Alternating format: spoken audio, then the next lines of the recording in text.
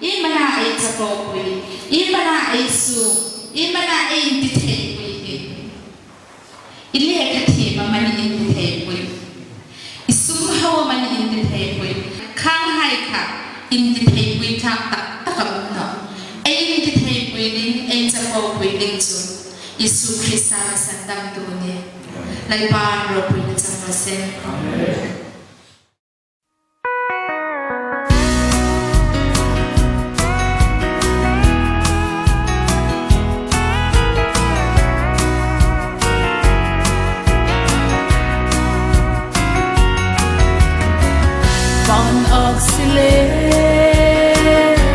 Siam te khem peu tui pi te le tam te kilo a hoi na te sui se hello tua te sangin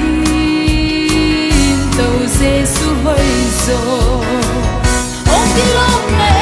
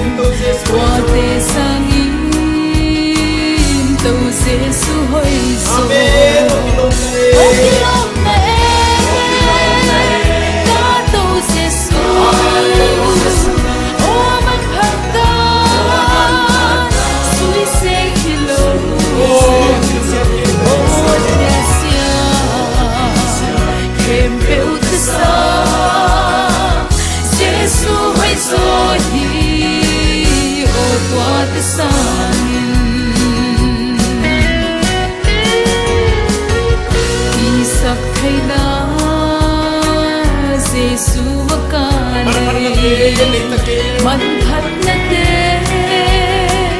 nei ta cây leng ka bang kim hi ka tau se su o pe sang in tau se su hoi zo o lo me ka tau se su